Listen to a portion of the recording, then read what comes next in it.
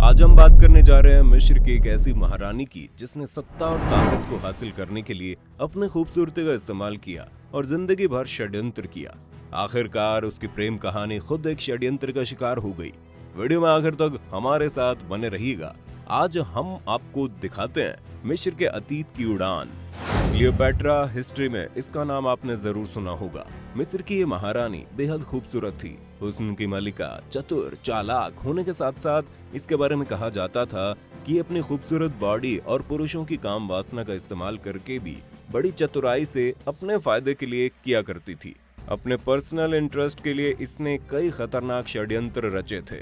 ये कहानी आज से 2000 साल पहले की है।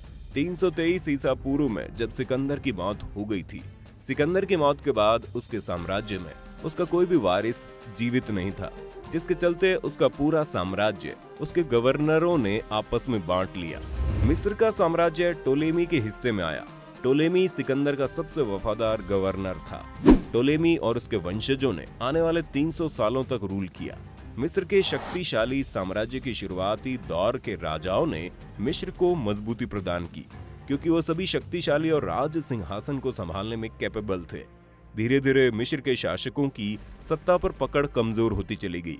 जनता में उनकी छवि बदलती चली गई और आगे चलकर मिस्र के राजवंश के शासक सत्ता को संभालने के योग्य ही नहीं बचे।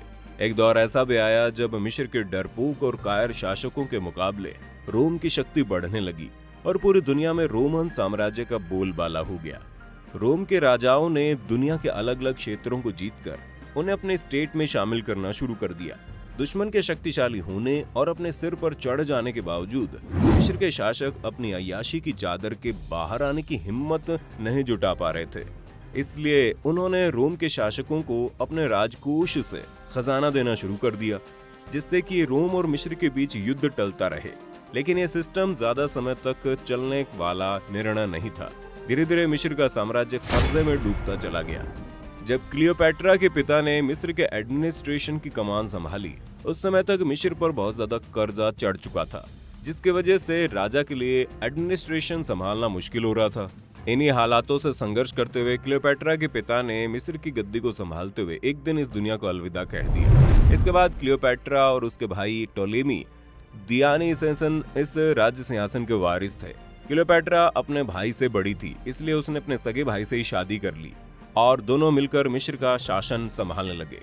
ये बात आज हमें अजीब लग रही है कि दो सगे भाई बहनों ने आपस में शादी कर ली, लेकिन उस समय मिस्र में ये ट्रेडिशन था। किसी दूसरे से शादी करने के बाद साम्राज्य में हिस्सेदारी बढ़ जाएगी, इसलिए अगर सगे भाई बहन आपस में शादी कर लेते हैं ताकि राज्य और शक्तियों का बंटवारा ना हो। इन दोनों भाई बहनों की शादीशुदा जिंदगी काफी अच्छी बीत रही थी। कुछ समय तक तो सब कुछ ठीक चला, लेकिन ठीक आगे चलकर दोनों भाई बहन के बीच में झगड़े शुरू हो गए। नौबत यहाँ तक आ गई कि एक दिन क्लियोपेट्रा को अपनी जान बचाने के लिए अपने भाई टोलेमी से भागकर सीरिया जाना पड़ा। अब बात करते हैं रोम साम्राज्य की। रोमन साम्राज्य में उस समय टॉप पोजीशन को लेकर दो लोगों में झगड़ा चल रहा था। एक का नाम था पोम्पे और दूसरा नाम था जूलियस सीजर।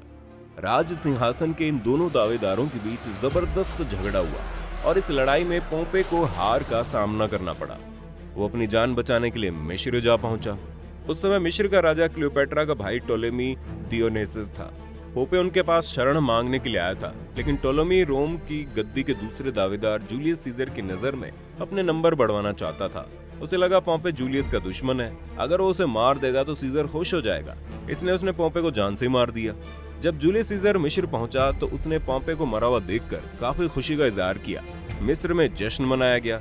इन तमाम घटनाक्रम की जानकारी जब क्लियोपेट्रा को लगी तो उसने काफी चतुराई से काम लेते हुए जूलियस सीजर को अपने प्यार के जाल में फंसाने की कोशिश की और धीरे धीरे जूलियस सीजर क्लियोपेट्रा के प्यार के जाल में फंस गया और आगे चलकर उसने मिस्र पर हमला बोल दिया।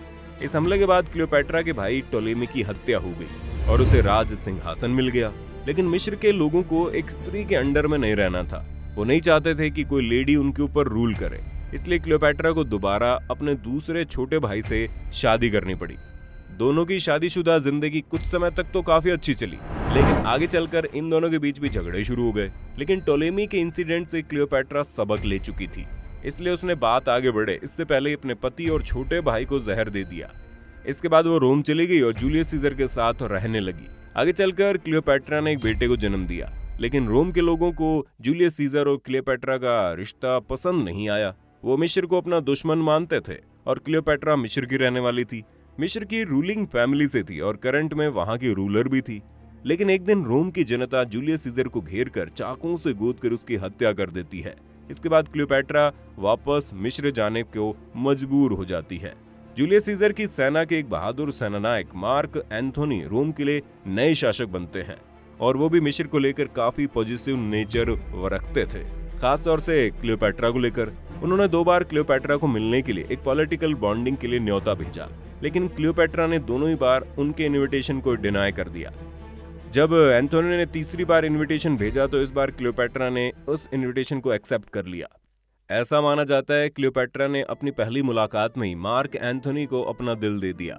मार्क एंथोनी भी उसके अट्रैक्शन से बच नहीं पाए और उसकी कातिल नजरों का शिकार हो गए। उसने मार्क को मिस्र आने के लिए इनवाइट किया। जब मार्क एंथोनी मिस्र आए तो उन दोनों के बीच नजदीकियां बढ़ती चली गई। दोनों एक दूसरे के साथ खुल्लम खुल्ला घूमने लगे थे और ये नजदीकियां आगे चलकर तमाम सीमाओं को पार कर गई। लोगों के बीच में एंथोनी और क्लियोपेट्रा के प्यार के चर्चे होने लगे, लेकिन इन तमाम बातों से बेफिक्र होकर ये 2 प्रेमी एक दूसरे में पूरी तरह डूब गए। लेकिन ये केवल 2 प्रेमियों का जिस्मानी मिलन नहीं था। इन दोनों के बीच जब रिश्ता गहरा हुआ तो रिश्ता रोम और मिस्र के बीच भी गहरा होता चला गया। आगे चलकर मिस्र को और ज्यादा ताकतवर समझा जाने लगा, लेकिन आगे चलकर रोम के लोगों ने इन दोनों के रिश्ते का विरोध कर दिया, क्योंकि किसी भी कीमत पर रोम के लोगों को मिस्र का साथ पसंद नहीं था। दुनिया के इन तमाम विरोध को दरकिनार करते हुए इन दोनों प्रेमियों ने एक दूसरे के साथ शादी कर ली और शादी के बंधन में बंधने के बाद एक शक्तिशाली साम्राज्य का गठन हुआ। मिस्र और रोम मिलकर पूरी दुनिया में सबसे ताकतवर डायनेस्टी बनने जा रहे थे। क्लियोपेट्रा और एंथोनी एक टीम की तरह काम करते थे, लेकिन इन दोनों की इस ताकत का एक विरोधी भी था जो जूलियस सीजर का बेटा था और वो उसकी पत्नी अतिया से था।